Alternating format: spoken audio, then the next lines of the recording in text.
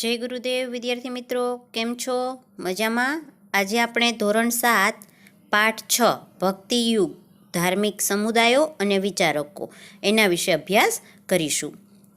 ભારતમાં મધ્યકાલીન સાંસ્કૃતિક ઘટનાક્રમની એક મહત્વપૂર્ણ ઘટનામાં ભક્તિ અને સૂફી ચળવળનો સમાવેશ થાય છે.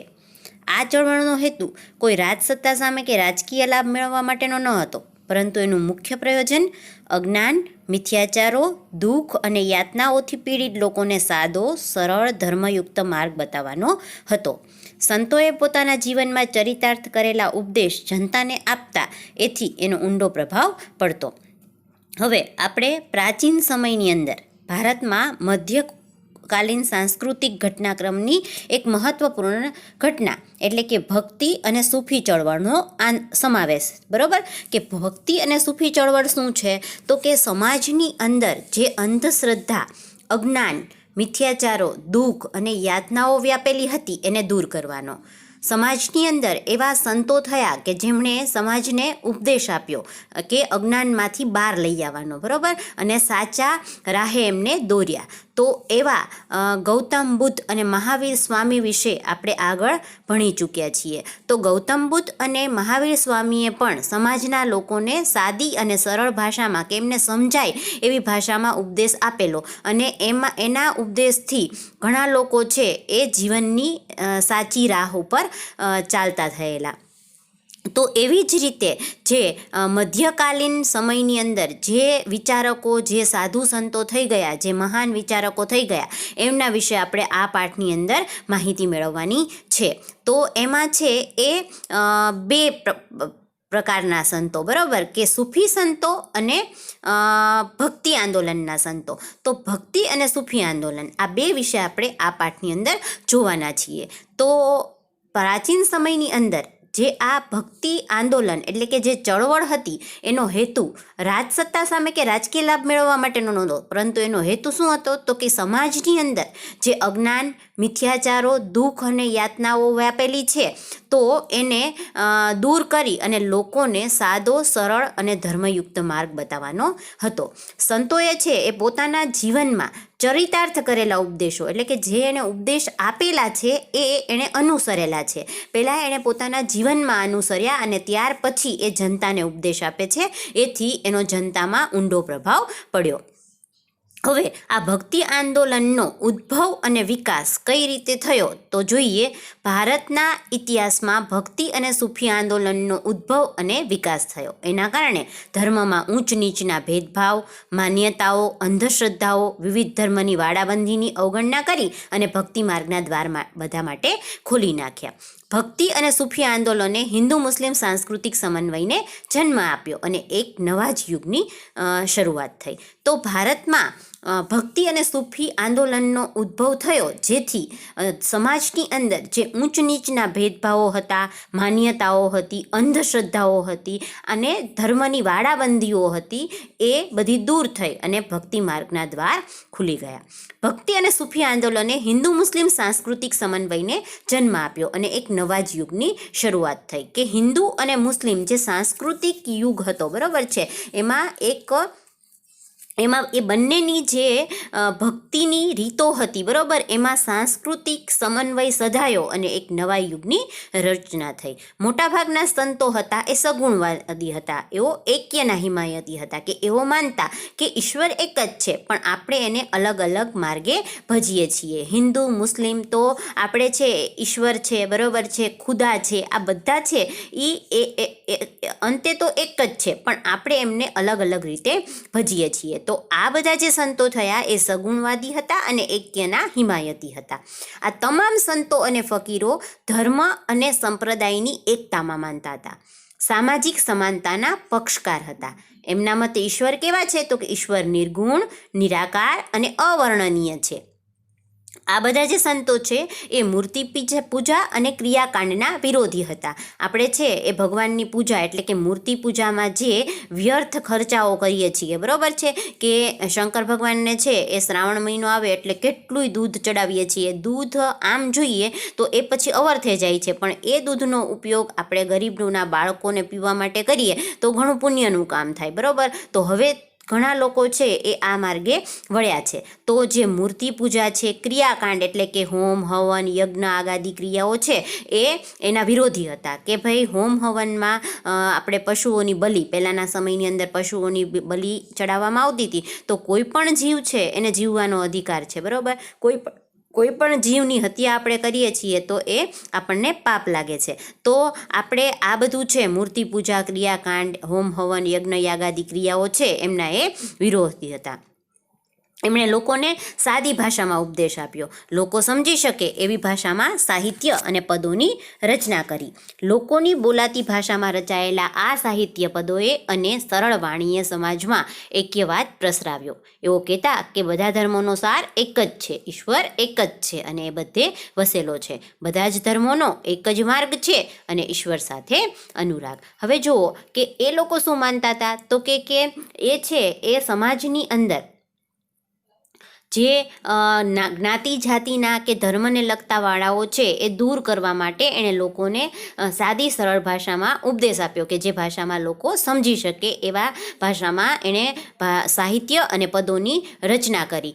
લોકો જે ભાષા બોલતા હતા એ ભાષામાં રચાયેલા જે સાહિત્ય હતા, પદો હતા અને સરળ વાણી હતી એણે સમાજની અંદર એક્યવાદ પ્રસરાવ્યો. અને એ લોકો કહેતા કે બધા ધર્મનો સાર એક જ છે, ઈશ્વર છે એ એક જ છે અને એ બધામાં વસેલો છે.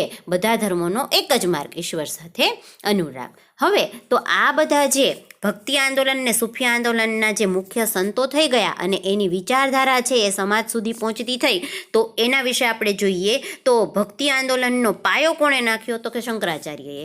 ક્યાં, તો કે દક્ષિણ ભારતમાં એણે 8મી સદીની શરૂઆતમાં ધાર્મિક સુધારણાની પ્રવૃત્તિ શરૂ કરી. ત્યાર પછી 250 વર્ષ બાદ રામાનુજાચાર્યએ ભક્તિ અંગે પ્રેરણા આપી. આ સમયે દક્ષિણ ભારતમાં અલવાર અને નૈનાર સંતોએ પણ ધાર્મિક આંદોલનોનો પ્રચાર અને પ્રસાર કર્યો. આ અલવાર અને નૈનાર સંતો હતા, એમાં અલવાર સંતો છે એ વૈષ્ણવ ધર્મી હતા, એટલે કે શ્રી કૃષ્ણ ભગવાનમાં માનતા હતા, અને નૈનાર સંતો છે એ શૈવ ધર્મી હતા, તો એ શિવ ભગવાન એટલે કે શંકર ભગવાનમાં માનતા હતા. ભક્તિ માર્ગના આ અનુયાયીઓએ એકેશ્વરવાદમાં માનતા હતા. તેઓ તમામ ધર્મો અને સંપ્રદાયોની એકતામાં વિશ્વાસ ધરાવતા હતા અને મૂર્તિ પૂજા તેમજ ક્રિયાકાંડના વિરોધી હતા. તો શંકરાચાર્યએ દક્ષિણ ભારતમાં ધાર્મિક સુધારણાની પ્રવૃત્તિ ક્યારે શરૂ કરી, તો કે 8મી સદીમાં શરૂ કરી અને એના પછી 250 વર્ષ બાદ રામાનુજાચાર્યએ ભક્તિ અંગે પ્રેરણા આપી. એ જે સમય હતો ત્યારે દક્ષિણ ભારતમાં અલવાર અને નૈનાર નામના સંતો થયા, જેમણે ધાર્મિક આંદોલનોનો પ્રચાર અને પ્રસાર કર્યો. અલવાર છે એ કેવા હતા, તો કે વૈષ્ણવ સંતો હતા, અને નૈનાર છે એ કેવા હતા, તો કે શૈવ સંતો હતા, એ શિવ ધર્મમાં માનતા હતા. પરંતુ આ બંને સંતો એવા હતા કે જેણે ભક્તિ માર્ગના અનુયાયીઓએ હતા એમના એકેશ્વરવાદમાં માનતા હતા કે ભગવાન છે ને એક જ છે, બરાબર. આપણે એને અલગ અલગ નામે કે અલગ અલગ ભાવથી ભજીએ છીએ. એવું માનતા કે તમામ ધર્મો અને સંપ્રદાયોની એકતામાં વિશ્વાસ ધરાવવો જોઈએ અને મૂર્તિ પૂજા અને ક્રિયાકાંડના એ પણ વિરોધી હતા. ભક્તિ આંદોલનોએ આત્મસાક્ષાત્કારના દ્વાર બધા માટે ખોલી નાખ્યા. ભક્તિ માર્ગના સંતો અને ચિંતકોએ આમ જનતાની ભાષામાં ઉપદેશ આપ્યો. એટલે કે આ જે સંતો થયા એ લોકોને સમજાય એવી સાદી અને સરળ ભાષામાં એમણે ઉપદેશ આપ્યો. આ સંતો અને તત્વચિંતોમાં કેટલાક મહાન આચાર્યો પણ હતા, જેમાંના એક એટલે શંકરાચાર્ય. શંકરાચાર્ય હિન્દ ધર્મના પકસારકોમાંથી એક હતા, એટલે કે જે હિન્દુ ધર્મની અંદર જે મહાન સંતો થયા એમાંના એક એટલે શંકરાચાર્ય. અને શંકરાચાર્ય પછી 250 વર્ષ પછી થયા દક્ષિણમાં રામાનુજાચાર્ય. સામાન્ય રીતે એવું માનવામાં આવે છે કે ભક્તિ આંદોલનની શરૂઆત રામાનુજાચાર્યથી જ થાય છે. એમણે ભક્તિ માર્ગનો સરળ ઉપદેશ આપી અને ઈશ્વરની પ્રાપ્તિનો સંદેશો આપ્યો. અહીંયા આગળ તમને ટેક્સ્ટબુકની અંદર આદિ ગુરુ શંકરાચાર્ય અને રામાનુજાચાર્યના ચિત્રો આપેલા છે, જે જોઈ શકો છો તમે. તો એમાંના શંકરાચાર્ય છે એનો જન્મસ્થળ ક્યાં છે, તો કે કાલડીમાં. શંકરાચાર્યના પિતાનું નામ શિવગુરુ અને માતાનું નામ અંબામા અથવા તો આયંબાના તરીકે પણ એ ઓળખાય છે. તો બંનેનો જે પરિચય આપ્યો છે એ ખાસ તમારે યાદ રાખવાનો છે. તમને 1 માર્કમાં ખાલી જગ્યામાં વિકલ્પમાં આ પૂછાઈ શકે કે શંકરાચાર્યનું જન્મસ્થળ કયું, તો કે કાલડી. શંકરાચાર્યના પિતાનું નામ શું, તો કે શિવગુરુ, અને એમની માતાનું નામ અંબાબાઈ. એવી જ રીતે રામાનુજાચાર્ય છે, રામાનુજાચાર્યનું જન્મસ્થળ પેરુમલતુર, એમના પિતાનું નામ કેશવ અને એની માતાનું નામ કાંતિમતી. ત્યાર પછી જોઈએ તો બંગાળમાં આપણે બંગાળની વાત કરીએ તો બંગાળમાં જયદેવ અને ચૈતન્ય જેવા મહાન સંતો થયા. આપણે ચૈતન્ય મહાપ્રભુનું નામ છે એ સાંભળેલું છે. તો ચૈતન્ય મહાપ્રભુ હતા, એમણે કૃષ્ણ ભક્તિના અનેક ગીતો રચ્યા અને બંગાળમાં હરિબોલનો મંત્ર ગુંજતો કર્યો. અહીંયા પણ ખાસ યાદ રાખવાનું છે કે બંગાળમાં કયા 2 મહાન સંતો થયા, તો કે જયદેવ અને ચૈતન્ય. એમાં ચૈતન્ય મહાપ્રભુ છે એણે કૃષ્ણ ભક્તિના ગીતો રચી અને બંગાળમાં હરિબોલનો મંત્ર ગુંજતો કર્યો. તો બંગાળમાં હરિબોલનો મંત્ર કોણે ગુંજતો કર્યો? ચૈતન્ય મહાપ્રભુએ. ત્યાર પછી ઉત્તર ભારતમાં રામાનંદ જેવા મહાન સંતે ભક્તિ આંદોલનના શ્રી ગણેશ કર્યા. રામાનંદ છે એણે ઉત્તર ભારતમાં ભક્તિ આંદોલનની શરૂઆત કરી. શ્રી ગણેશ કર્યા એટલે કે શરૂઆત કરી. તો અહીંયા ખાસ યાદ રાખવાનું, બંગાળમાં જયદેવ અને ચૈતન્ય, ઉત્તર ભારતમાં રામાનંદ. ત્યાર પછી જોઈએ તો કે એકેશ્વર પરંપરામાં સૌથી મહત્વપૂર્ણ સંત એટલે કે કબીર. બરોબર, આ ખાસ યાદ રાખવાનું છે કે એકેશ્વર પરંપરાના સૌથી મહત્વપૂર્ણ સંત કોણ હતા, તો કે કબીર. કબીર છે એ વ્યવસાયે વણકર હતા અને એમણે બીજક નામના કવિતા સંગ્રહ રચ્યો હતો. આ ખાસ બધું યાદ રાખવાનું છે કે બીજક નામનો કવિતા સંગ્રહ કોણે રચ્યો હતો, તો કે કબીરે. અને શીખોનો જે પવિત્ર ધર્મગ્રંથ છે ગુરુ ગ્રંથ સાહેબ, એમાં એમની કવિતાઓનો સમાવેશ કરેલ છે કે જે કબીરે બીજક નામનો કવિતા સંગ્રહ રચ્યો છે. એમાં ઘણી બધી કવિતાઓની રચના કરી છે. બરોબર, તો એમાંની જે કવિતાઓ છે એ શીખોનો પવિત્ર ધર્મગ્રંથ એટલે ગુરુ ગ્રંથ સાહેબ, એમાં એની કવિતાનો સમાવેશ કરેલો છે. કબીરના ગુરુભાઈ કોણ હતા, તો કે સંત રૈદાસ. આ પણ ખાસ યાદ રાખવાનું છે કે કબીરના ગુરુભાઈ સંત રૈદાસ હતા. એ પણ કબીરની જેમ ગૃહસ્થી અને નિગુણ શાખાના સંત હતા કે એ સંસારી હતા અને સાથે સાથે એણે ભક્તિ આંદોલનની શરૂઆત પણ કરી હતી. ત્યાર પછી જોઈએ એક પંક્તિ આપેલી છે કે સાધુ એસા ચાહીએ જેસા સુપ સુભાય, સાર સાર કો ગહી રહે ધોધા દે ઉડાય. અહીંયા સાધુની સરખામણી, સાધુ કેવો હોવો જોઈએ, સાધુ એસા ચાહીએ, સાધુ કેવો હોવો જોઈએ, જેસા સુપ સુભાય કે જેવું સુપડું હોય. બરાબર, સાધુની સરખામણી સુપડા સાથે કરી છે કે સુપડું શું કરે છે કે અનાજને ગ્રહણ કરે છે અને ફોતરાને ઉડાડી દે છે. તો સાધુ છે એ સંસારમાં જે સાર, બરાબર, ભક્તિનો જે સાર છે એને ગ્રહણ કરવો જોઈએ અને જે બિનજરૂરી બાબતો છે એટલે કે કોઈના દોષ જોવાના, બરાબર છે, કે લોભ કપટ, આ બધી જે બાબતો છે એને છોડીને જે સંસારનો સાર છે એ ગ્રહણ કરે એને જ સાધુ કહેવાય. કે સંસારની જે મોહમાયા છે એને છોડી દે અને જે સંસારનો સાર છે એને ગ્રહણ કરે એ સાચો સાધુ. તો અહીંયા સાધુની સરખામણી સુપડા સાથે કરવામાં આવેલી છે.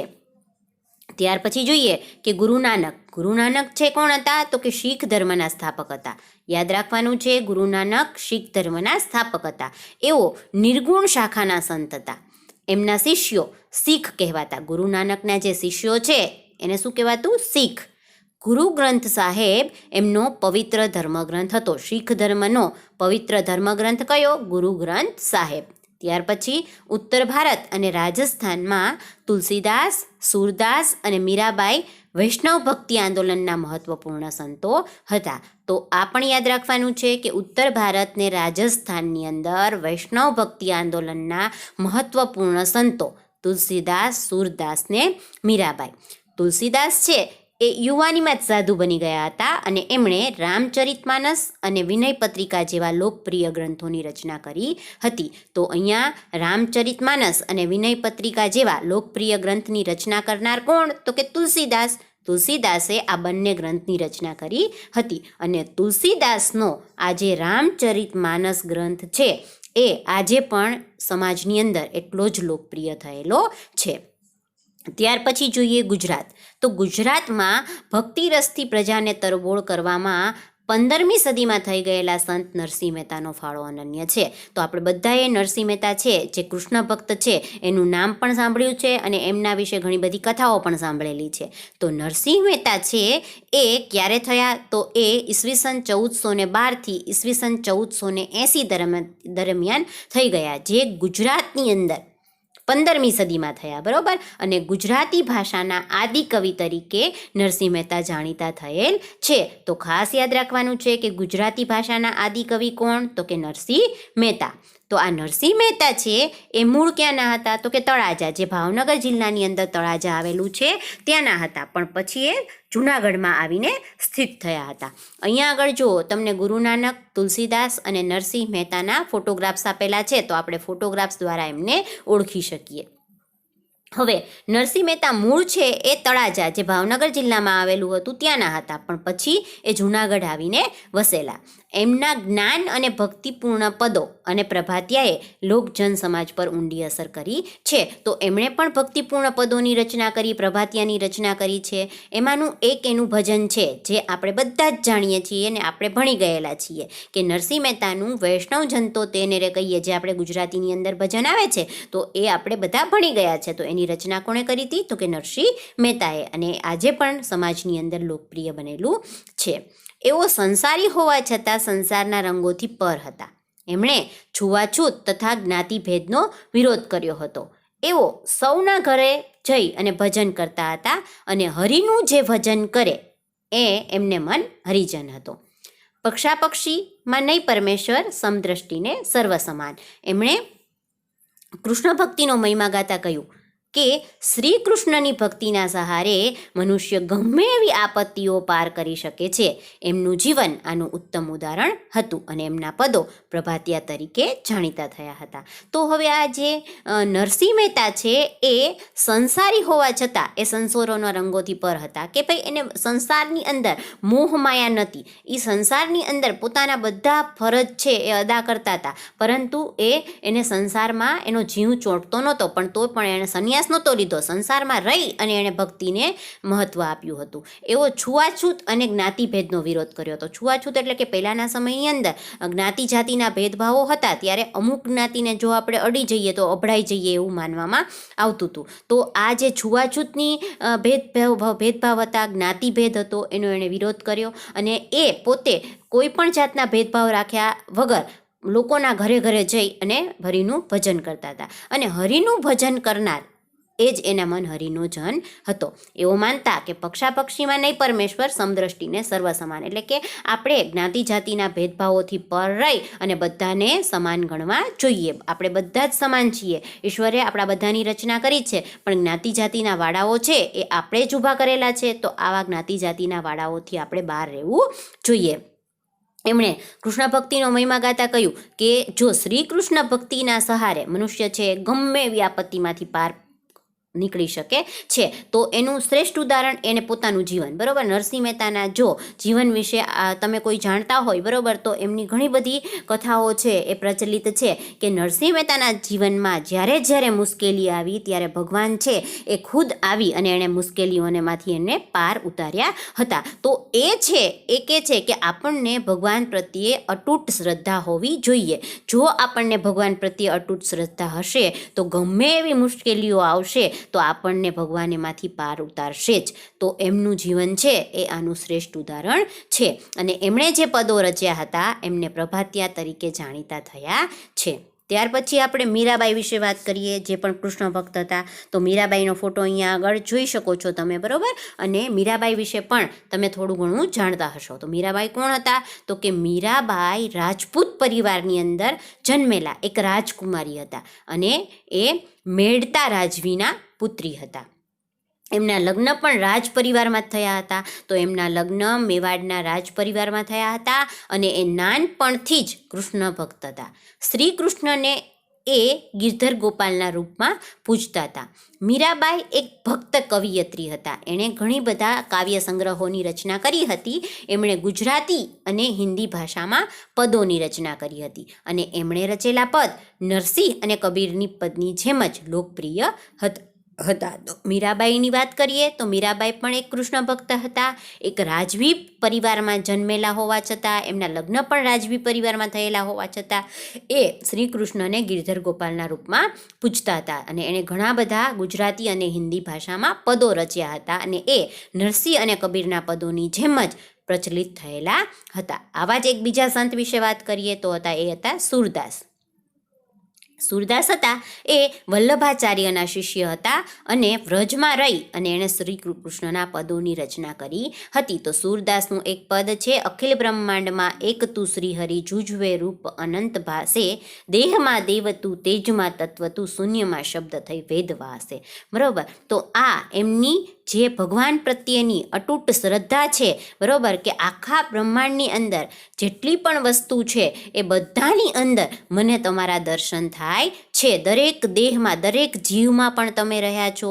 દુનિયાની અંદર જેટલા તત્વો રહેલા છે બધામાં તમે રહ્યા છો અને દરેક વસ્તુમાં ભગવાનનો વાસ છે એવું એ આપણને કહે છે. અને અહીંયા આગળ મીરાબાઈ છે, એમની એક પંક્તિ છે કે મુજ અબળાને મોરી મીરાત બાઈ, શામળો ઘરેણું મોર સાચું રે, મીરાબાઈ કે પ્રભુ ગિરધર નાગર, હરીને ચરણે જાચું રે. કે મીરાબાઈ શું કહે છે કે મારું બધું જ સાચું ઘરેણું છે, બરોબર, મારું સાચું ઘરેણું કૃષ્ણ ભગવાન નહીં માને છે કે શામળો એટલે કૃષ્ણ ભગવાન છે, બીજું આ દુનિયામાં મને કાંઈ પણ ગમતું નથી. તો મીરાબાઈની એક પંક્તિ અહીંયા આપેલી છે.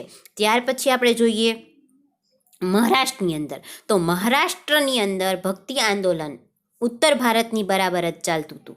પંઢરપુરનું વિઠોબા મંદિર એનું મુખ્ય કેન્દ્ર હતું અને જ્ઞાનેશ્વર મહારાષ્ટ્રમાં ભક્તિ આંદોલનના શ્રી ગણેશ કર્યા હતા. એટલે કે મહારાષ્ટ્રની અંદર ભક્તિ આંદોલનની શરૂઆત કોણે કરી? તો જ્ઞાનેશ્વર. અહીંયા આગળ ફોટોગ્રાફ્સમાં તમે જોઈ શકો છો. અને મહારાષ્ટ્રની અંદર પંઢરપુરમાં આવેલું વિઠોબા મંદિર છે એ ભક્તિ આંદોલનનું મુખ્ય કેન્દ્ર હતું. આ પણ બધું ખાસ યાદ રાખવાનું છે કે મહારાષ્ટ્રની અંદર આવેલું પંઢરપુરનું વિઠોબા મંદિર એ ભક્તિ આંદોલનનું મુખ્ય કેન્દ્ર હતું અને જ્ઞાનેશ્વરે મહારાષ્ટ્રની અંદર ભક્તિ આંદોલનની શરૂઆત કરી હતી. ફક્ત 15 જ વર્ષની ઉંમરે એણે ભગવદ્ ગીતા ઉપર ટીકા લખી હતી જેનું નામ હતું જ્ઞાનેશ્વરી. નામદેવ, ત્યાર પછી છે નામદેવ. નામદેવ યુવાનીમાં અધર્મના માર્ગે હતા પરંતુ સાચી વાત સમજાતા એવો ધર્મના માર્ગે વળ્યા. મહારાષ્ટ્રની અંદર થયેલા એક બીજા સંત છે નામદેવ. એ શરૂઆતમાં છે એ અધર્મના માર્ગે દોરાઈ ગયા હતા પરંતુ જેમ જેમ એમને જ્ઞાન થતું ગયું એમ એ ધર્મના માર્ગે વળતા ગયા. એ પણ એક મહારાષ્ટ્રના મહાન સંત થયા. ત્યાર પછી મહારાષ્ટ્રની અંદર એકનાથ નામના એક મહાન સંત થયા જેમણે ઊંચ નીચના ભેદભાવો અને નાત જાતના ભેદભાવોનો વિરોધ કર્યો અને એઓ સૌને સમાન માનતા. ત્યાર પછી તુકારામ, એ પણ મહારાષ્ટ્રના સંત કવિ હતા. એમણે રચેલા અભંગો છે એ ખૂબ જાણીતા હતા.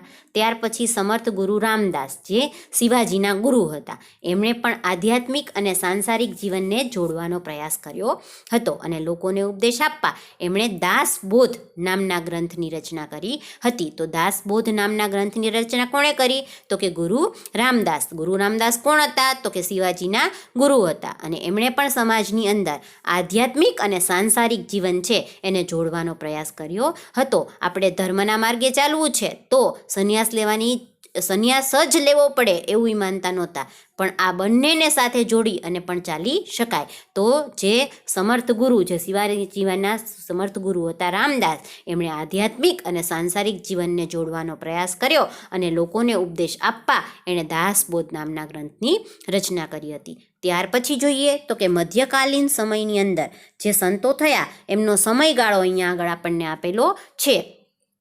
તો ગુરુ નાનક. તો ગુરુ નાનક ક્યારે થયા? તો કે એનો જન્મ છે, ગુરુ નાનકનો જન્મ એ 1469માં થયો અને એનું મૃત્યુ છે એ 1539માં થયું. ત્યાર પછી છે તુલસીદાસ, એનો જન્મ 1532માં થયો અને મૃત્યુ 1623માં થયું. મીરાબાઈ, એનો જન્મ 1498માં અને મૃત્યુ 1546માં. સૂરદાસ, એનો જન્મ 1483માં, મૃત્યુ 1563માં. રૈદાસ, એનો જન્મ 1450માં, મૃત્યુ 1520માં. ત્યાર પછી જોઈએ જ્ઞાનેશ્વર, એનો જન્મ 1276માં અને મૃત્યુ 1296માં. ત્યાર પછી જોઈએ નામદેવ. નામદેવનો જન્મ છે 1270, મૃત્યુ 1350. એકનાથ, જન્મ છે 1533, મૃત્યુ છે 1599. તુકારામ, જન્મ છે 1608, મૃત્યુ છે 1650. ત્યાર પછી આપણે આ બધું જોયું ભક્તિ આંદોલન, અને ભક્તિ આંદોલનમાં જે સંતો થયા એમના વિશે જોયું. હવે એનો બીજો પ્રકાર છે સૂફી આંદોલન. તો સૂફી આંદોલન છે એ એક ઇસ્લામિક શબ્દ છે, બરાબર છે. તો મધ્યકાળમાં ભારતમાં થયેલા ધાર્મિક આંદોલનમાં સૂફી ચળવળનો પણ સમાવેશ થાય છે. આ ધાર્મિક સામાજિક આંદોલનને હિન્દુ મુસ્લિમ સમન્વયને જન્મ આપ્યો. આમ જ પ્રાચીન કાળથી જ ભારત વિભિન્ન સંસ્કૃતિઓનું મિલન સ્થળ રહ્યું છે. સૂફી શબ્દ ઇસ્લામના ધાર્મિક વિચારોને પ્રગટ કરે છે. એનો મુખ્ય મત ઈશ્વર અને મનુષ્ય વચ્ચે પ્રેમનો સંબંધ સ્થાપિત કરવાનો છે. ભારતમાં સૂફી મત ફેલાવનાર મુખ્ય 4 પરંપરાઓ હતી. એમાં પહેલું ચિસ્તી, બીજું સુહરાવર્દી, ત્રીજું કાદરી અને ચોથું નક્શબંધી. તો જેવી રીતે ભક્તિ આંદોલનની શરૂઆત 8મી સદીમાં થઈ હતી, એવી જ રીતે સૂફી આંદોલન પણ એ સમયે હતું. મધ્યકાળમાં ભારતની અંદર ધાર્મિક આંદોલનમાં સૂફી ચળવળનો પણ સમાવેશ થાય છે. આ ધાર્મિક સામાજિક આંદોલને હિન્દુ મુસ્લિમ સમન્વયને જન્મ આપ્યો. આમ પણ પ્રાચીન કાળથી જ ભારત વિભિન્ન સંસ્કૃતિનું મિલન સ્થળ રહ્યું છે, કે ભારતની અંદર અલગ અલગ ધર્મ પાળતા, અલગ અલગ જ્ઞાતિ જાતિ ધરાવતા, અલગ અલગ ભાષા, રીત રિવાજો, પહેરવેશ, બધા લોકો છે એ ભારતની અંદર રહે છે. અને હિન્દુ અને મુસ્લિમ એ બંનેનો જે સમન્વય છે એ આ સમયે થયો. સૂફી શબ્દ છે એ ઇસ્લામના ધાર્મિક વિચારોને વ્યક્ત કરે છે, અને એનો મુખ્ય મત શું હતો કે ઈશ્વર અને મનુષ્ય વચ્ચે પ્રેમનો સંબંધ સ્થાપિત કરવાનો હતો. તો ભારતમાં સૂફી મત ફેલાવનાર મુખ્ય 4 પરંપરા હતી. ખાસ યાદ રાખવાનું છે કે ભારતમાં સૂફી મત ફેલાવનાર મુખ્ય 4 પરંપરા: પહેલું ચિસ્તી, બીજું સુહરાવર્દી, ત્રીજું કાદરી અને ચોથું નક્શબંધી. હવે જુઓ કે સૂફી આંદોલનમાં ચિસ્તી અને સુહરાવર્દી પરંપરા ખૂબ જ લોકપ્રિય બની હતી. બગદાદના શિયાબુદ્દીન સુહરાવર્દીએ સુહરાવર્દી પરંપરાની સ્થાપના કરી હતી. ખાસ યાદ રાખવાનું છે કે સુહરાવર્દી પરંપરાની સ્થાપના કોણે કરી? તો કે બગદાદના શિયાબુદ્દીન સુહરાવર્દીએ સુહરાવર્દી પરંપરાની સ્થાપના કરી હતી. તો ચિસ્તી પરંપરાની સ્થાપના કોણે કરી? તો કે અજમેરમાં મુઈનુદ્દીન ચિસ્તીએ ચિસ્તી પરંપરાની સ્થાપના કરી હતી, જે આજે પણ કોમી એકતાનું એક ઉત્તમ ઉદાહરણ છે. અને આમના મૃત્યુ બાદ એઓ એક સૂફી સંત તરીકે ખૂબ જ ખ્યાતિ પામ્યા હતા. તો આપણે જોઈએ તો સુહરાવર્દી પરંપરાની સ્થાપના બગદાદના શિયાબુદ્દીન સુહરાવર્દીએ કરી, જ્યારે ચિસ્તી પરંપરાની સ્થાપના અજમેરમાં મુઈનુદ્દીન ચિસ્તીએ કરી. અને એમના મૃત્યુ પછી પણ એક સૂફી સંત તરીકે એ ખૂબ જ ખ્યાતિ પામ્યા. હવે આ 2 સિવાય કે મુઈનુદ્દીન ચિસ્તી સિવાય પણ કુતુબુદ્દીન બખ્તિયાર, બાબા ફરીદુદ્દીન ગંજ એ શકર, નિઝામુદ્દીન ઓલિયા, ખ્વાજા બકી બિલ્લા અને શેખ અહમદ સરહિંદી મુખ્ય હતા, જે સૂફી આંદોલનના સૂફી સંતો તરીકે પ્રસિદ્ધ થયા. તો દક્ષિણ ભારતમાં શેખ બુરહાનુદ્દીન ગરીબ લોકપ્રિય ચિસ્તી સંત હતા. અહીંયા આગળ તમને ફોટોગ્રાફ્સ આપેલો છે ચિસ્તી સંતોનો. હવે જોઈએ તો આપણે ભક્તિ આંદોલન વિશે જોયું અને સૂફી આંદોલન વિશે પણ જોયું. તો ભક્તિ અને સૂફી આંદોલનની અસર લોકો ઉપર, સમાજ ઉપર કેવી થઈ તો એ હવે જોઈએ. તો ભક્તિ અને સૂફી આંદોલનના સંતો, આચાર્યો, વિચારકો, ચિસ્તી સંતો વગેરેના ઉપદેશથી સમાજમાં બહારના આડંબરો, ઊંચ નીચના ભેદ, વહેમો, અંધશ્રદ્ધા અને અનેક કુરિવાજો પર એની અસર થઈ. ધર્મનો સાચો અર્થ સામાન્ય માણસ સમજી શકતો ન હતો, એ હવે સમજવા લાગ્યો. ઈશ્વર સર્વેનો છે અને આપણે એને મેળવી શકીશું એવી શ્રદ્ધા લોકોમાં પ્રસરાઈ હતી. સાધુ સંતો અને ચિસ્તી સંતોના પ્રયત્નથી ધર્મ વચ્ચેના ભેદભાવો ઓછા થયા. કબીર જેવા સંતોના શિષ્યોમાં હિન્દુ મુસ્લિમોનો સમાવેશ થતો હતો. આ આંદોલનની અસર ઊંચ નીચના ભેદભાવ પર પડી હતી. આ સમયે અનેક સંતો નાત જાત ભૂલી અને દરેકને પોતાના શિષ્યો બનાવતા. એમાં મીરાબાઈ, રૈદાસ, રસખાન વગેરે એમના ઉત્તમ ઉદાહરણો છે. ગ્વાલિયરના સૈયદ મોહમ્મદ છોસ વિંધ્યાચળના એકાંત સ્થાનોમાં હિન્દુ સંતો સાથે વર્ષો સુધી રહ્યા હતા. મુસ્લિમ રહસ્યવાદી વિચારધારામાં સંખ્યાબંધ હિન્દુ રહસ્યવાદી ક્રિયાઓ અને પ્રાર્થનાઓ ઉમેરાઈ છે. સૂફીઓએ હિન્દુઓની કેટલીક ધાર્મિક ક્રિયા વિધિઓ અપનાવી હતી.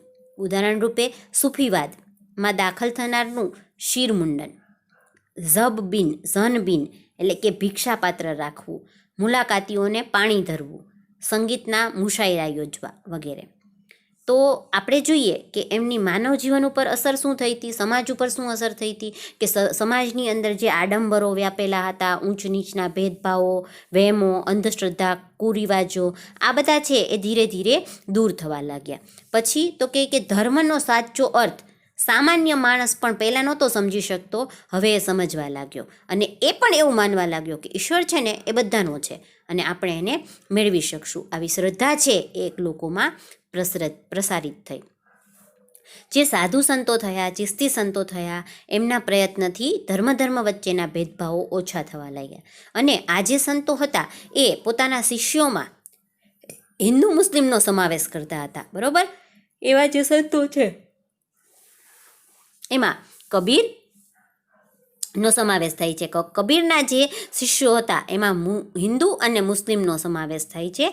આ જે આંદોલન હતું એની અસર ઊંચ નીચના ભેદભાવો ઉપર પડી અને આ સમયે અનેક જે સંતો થયા એ નાત જાત ભૂલી અને દરેકને પોતાના શિષ્યો બનાવતા. એવા સંતો છે જે મીરાબાઈ, રૈદાસ, રસખાન એ આના ઉત્તમ ઉદાહરણો છે.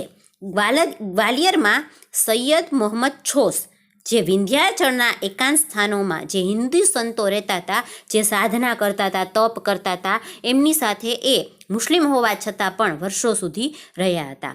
જે મુસ્લિમ રહસ્યવાદી વિચારધારામાં સંખ્યાબંધ હિન્દુ રહસ્યવાદી ક્રિયાઓ અને પ્રાર્થનાઓ ઉમેરાઈ હતી, જેવી કે સૂફીઓએ હિન્દુઓની કેટલીક જે ધાર્મિક ક્રિયાઓ છે, વિધિઓ છે, એને પણ અપનાવી હતી. તો એનું ઉદાહરણ તરીકે તો જે સૂફીવાદમાં દાખલ થનારનું શિરમુંડન, પછી ઝનબીન એટલે કે ભિક્ષાપાત્ર રાખવું, પછી તો કે મુલાકાતીઓને પાણી ધરવું, સંગીતના મુશાયરા યોજવા. તો આ જે ભક્તિ આંદોલન અને સૂફી આંદોલન છે એનાથી સમાજની અંદર આવા જ ઘણા બધા ફેરફારો થયા. આમ ભક્તિ અને સૂફી આંદોલને સમાજની કાયાપલટ કરી, હિન્દુ અને મુસ્લિમ સમાજને એક કરવાની વાત કરી. દરેક સંતે સમભાવ, સદાચાર અને ભાઈચારાની વાત કરી. આમ પણ ભારત દેશ અનેક સંસ્કૃતિઓ અને ધર્મોનો આશ્રય સ્થાન રહ્યો છે, જેમાં મધ્યકાલીન સંતોએ પોતાના સરળ ઉપદેશથી પ્રાણ પૂર્યા. તો સમાજની અંદર ભક્તિ અને સૂફી આંદોલનોએ સમાજની કાયાપલટ કરી નાખી, એટલે કે ઘણું બધું પરિવર્તન લઈ આવ્યા. હિન્દુ અને મુસ્લિમ સમાજને એક કરવાની વાત આ ભક્તિ અને સૂફી આંદોલને કરી અને દરેક સંત થયા એમણે સંભાવ, સદાચાર ને ભાઈચારાની વાત કરી. આમ પણ ભારતની અંદર અનેક સંસ્કૃતિઓ, અનેક ધર્મ પાળતા લોકો રહે છે. દેશની અંદર અનેક સંસ્કૃતિ, અનેક ધર્મના લોકો, અનેક જ્ઞાતિ અને જાતિ ધરાવતા પાળતા લોકો રહે છે, જેમાં મધ્યકાલીન સંતોએ પોતાના સરળ ઉપદેશથી પ્રાણ પૂર્યા. તો વિદ્યાર્થી મિત્રો, અહીંયા આપણે આ પાઠ પૂરો કરીએ છીએ. જય ગુરુદેવ.